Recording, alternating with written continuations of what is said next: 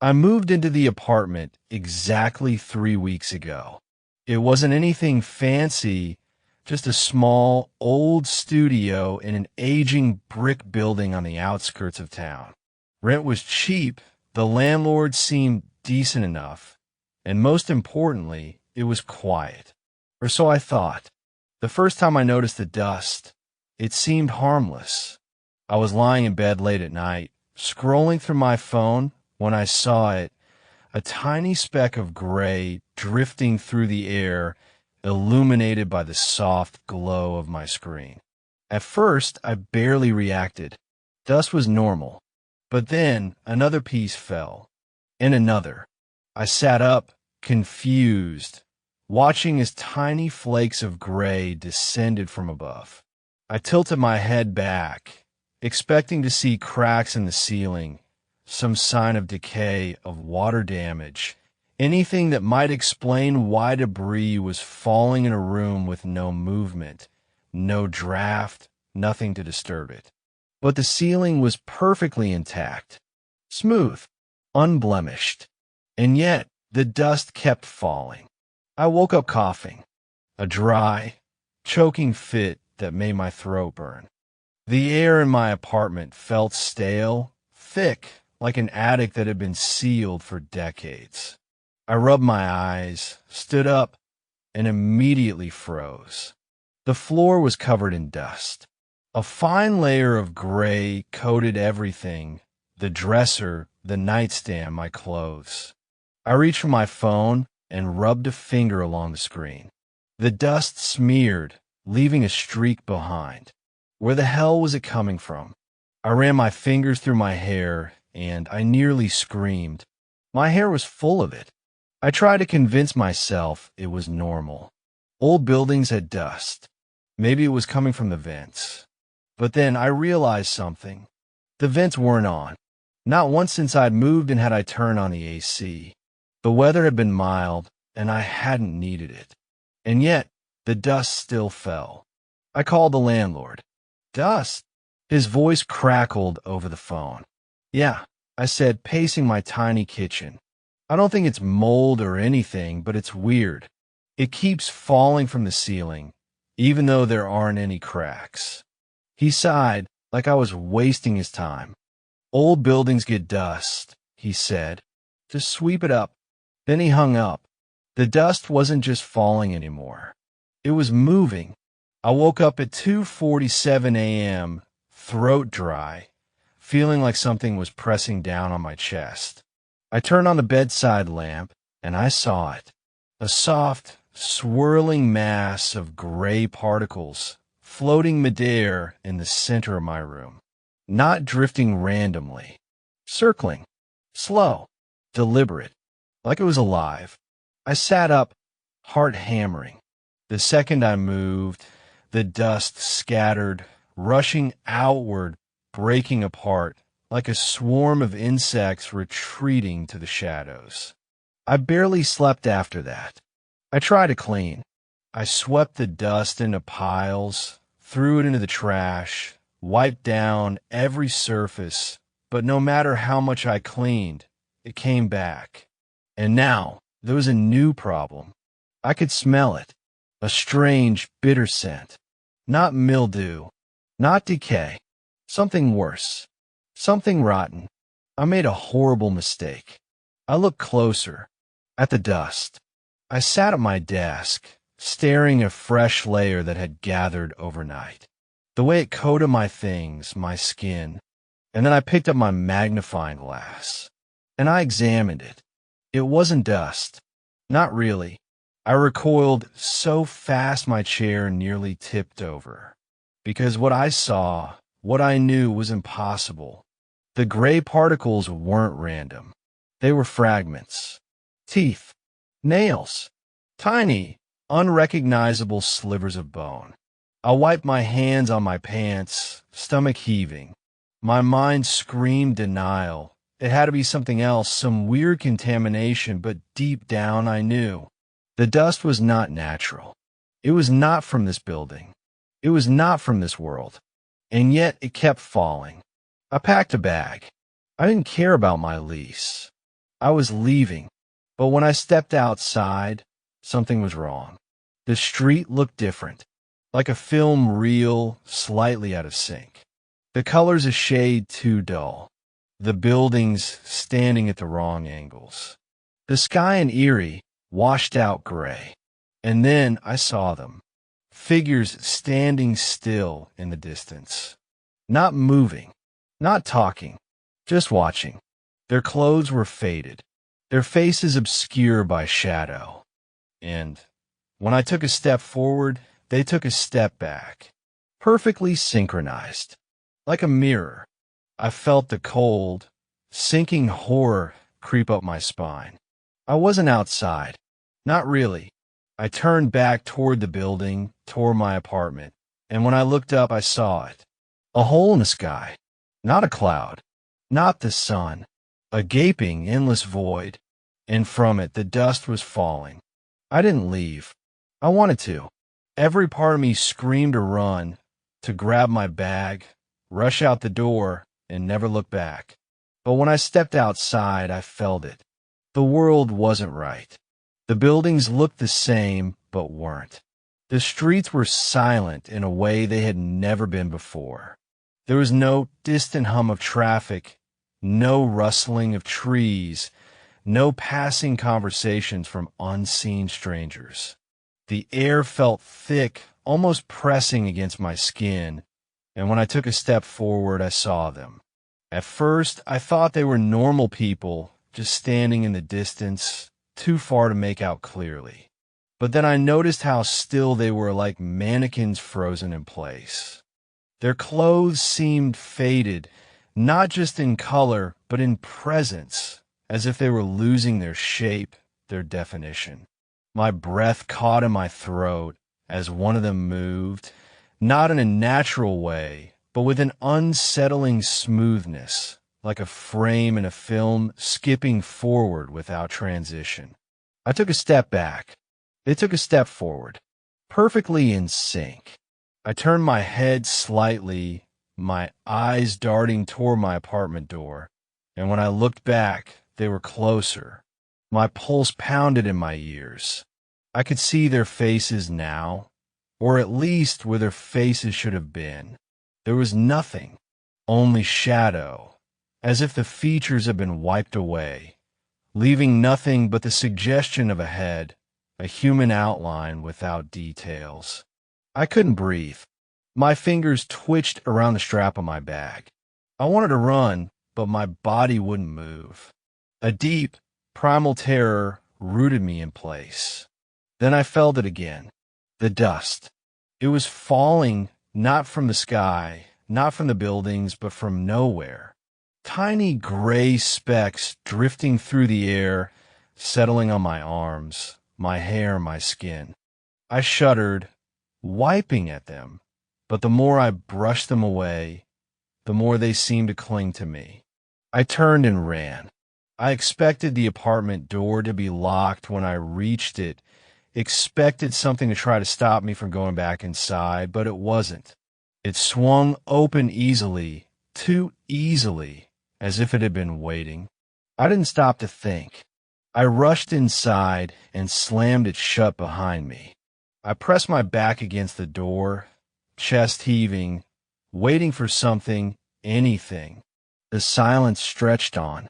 I squeezed my eyes shut, willing myself to calm down, to push away the creeping dread that coiled in my stomach like a living thing.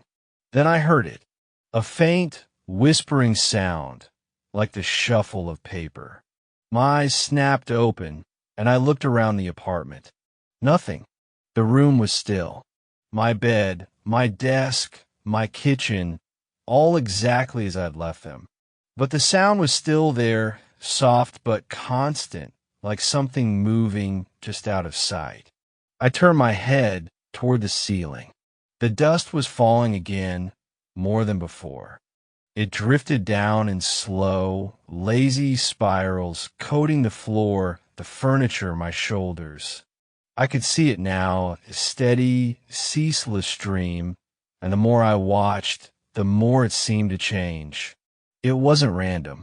It was forming patterns, shifting, moving, spelling something that disappeared before I could understand it. I swallowed hard, my throat dry. My hands shook as I reached for my phone, opened the camera, and pointed it upward. The screen showed what my eyes saw, the empty ceiling, the falling dust. But then, as I adjusted the angle, something flickered.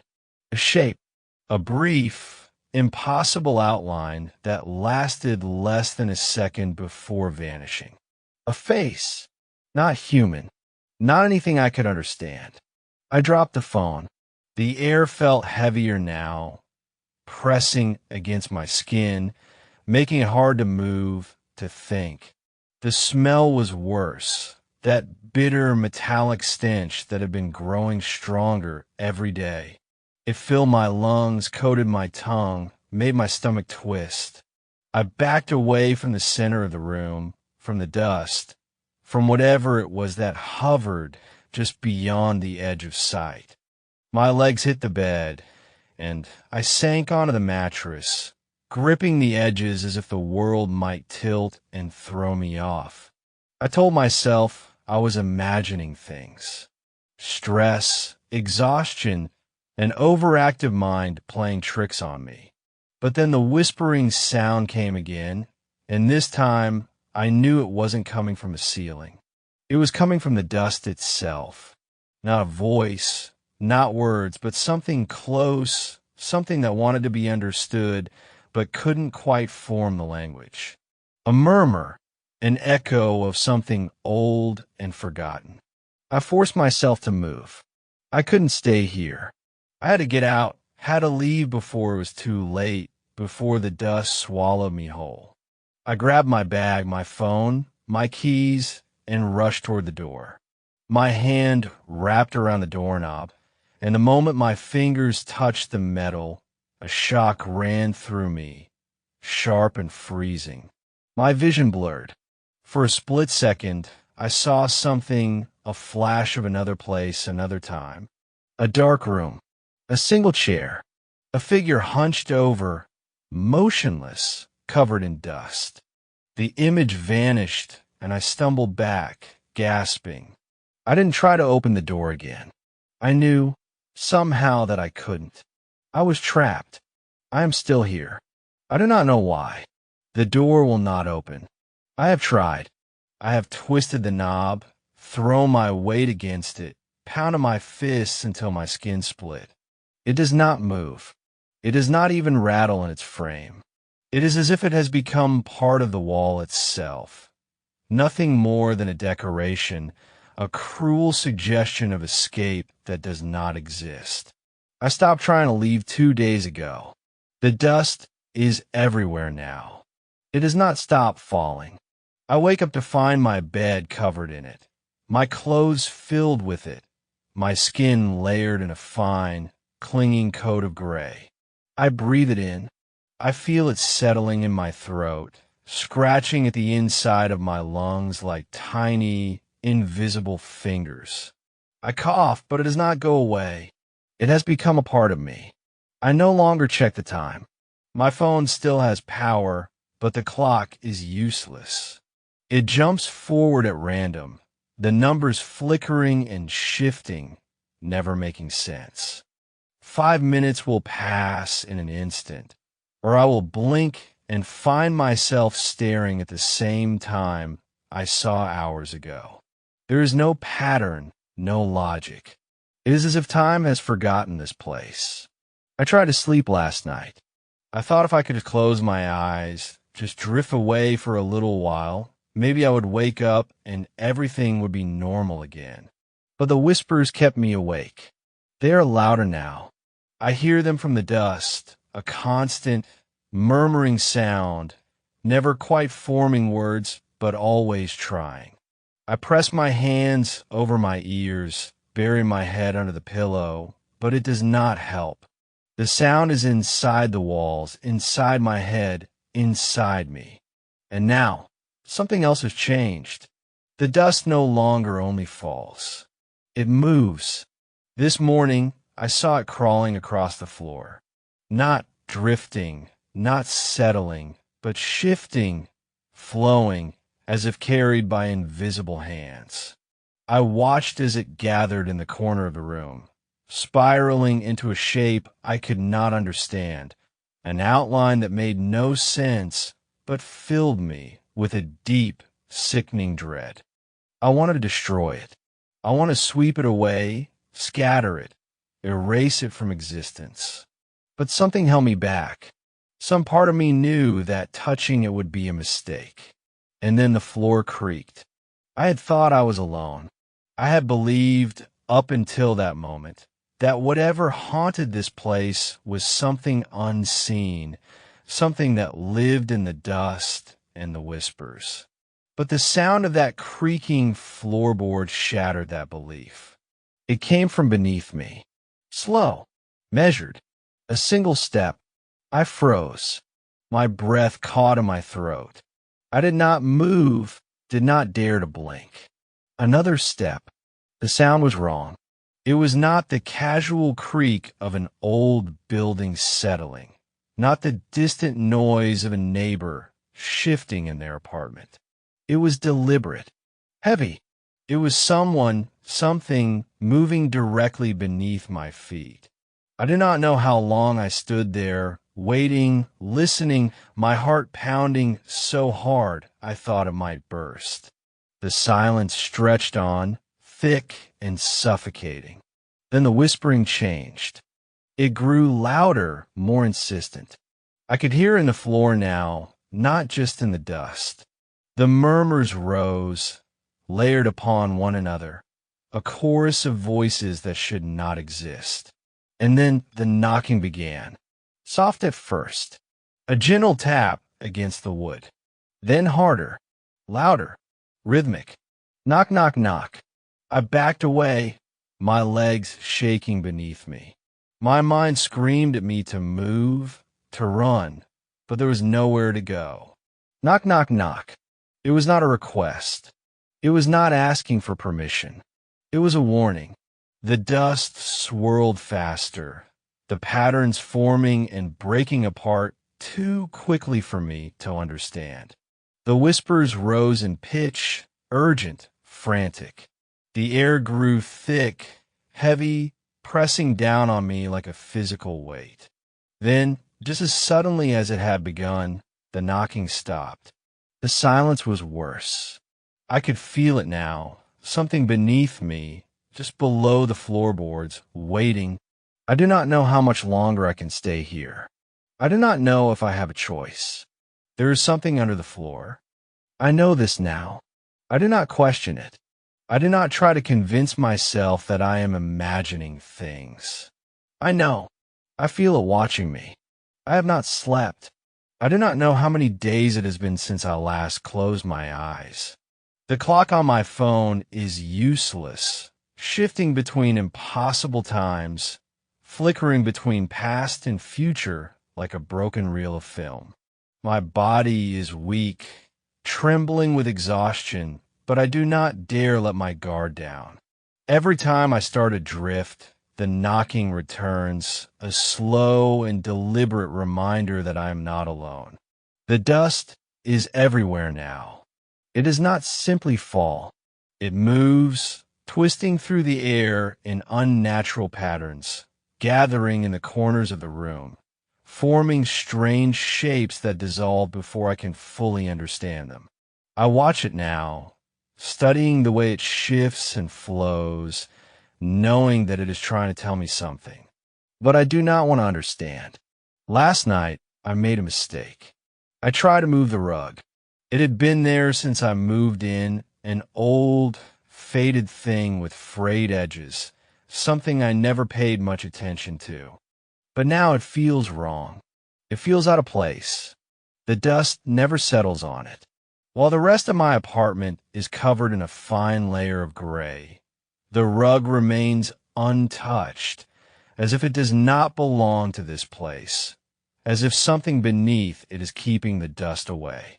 I reach for it. My fingers barely grazed the fabric before I felt the cold. Not the kind of cold that comes from an open window or a draft beneath the door. This was something else. It seeped into my skin, numbing my bones, making my breath hitch in my throat. And then I heard the breathing. It was not mine. Slow, shallow, just beneath the floorboards. I yanked my hand back and stumbled away, my heart hammering against my ribs. The breathing continued for a moment longer, then faded into silence. I did not move for hours. Now, I cannot stop staring at the rug. I know that whatever is beneath, it does not want to stay hidden forever. The whispers are louder than ever. They crawl into my ears, filling my mind with words I cannot understand. Sometimes I think I hear my name, a breathless, distant voice calling to me, beckoning me closer. I press my hands over my ears, but it does not help.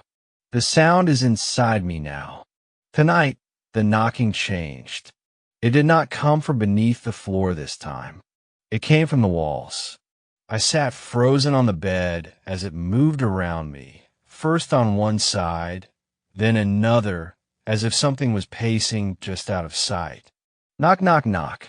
Always the same rhythm. Always the same warning. Then it stopped. I held my breath, waiting, listening. And then, for the first time, I heard a voice. Not a whisper, not a murmur from the dust. A voice. Let me out. It was soft, almost pleading. I could not move. My body refused to obey.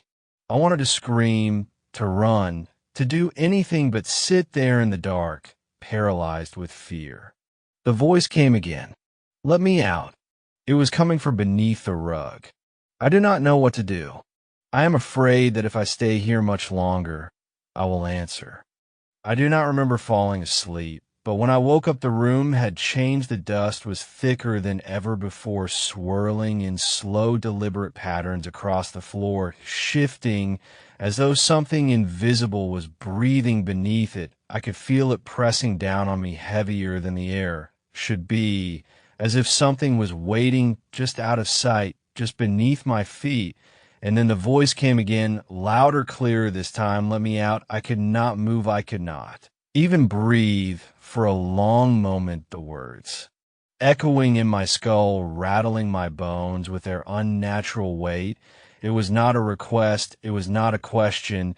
It was a demand. The rug in the center of the room shifted ever so slightly. My body screamed at me to run, but there was nowhere to go. The door was still a part of the wall. The windows showed only darkness, no street lights, no buildings, nothing but endless black. The rug slid an inch more. The breathless whispering filled the air louder then, before overlapping voices rising in urgency, a chorus of words I could not understand.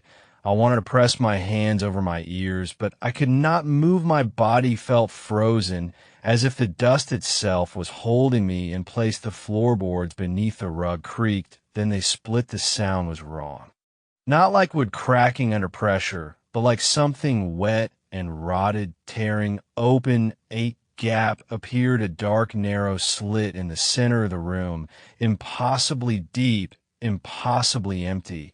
And yet I knew something was in there. Something was waking up, something that had been waiting. A hand rose from the darkness, thin, impossibly long fingers wrapped in dust and shadow, stretching, clawing toward the surface, the skin pale, almost translucent veins pulsing beneath, like something that had never seen sunlight. I could not move. I could not breathe. I could only watch as the hand dragged itself further from the blackness, pulling with it a body that should not exist.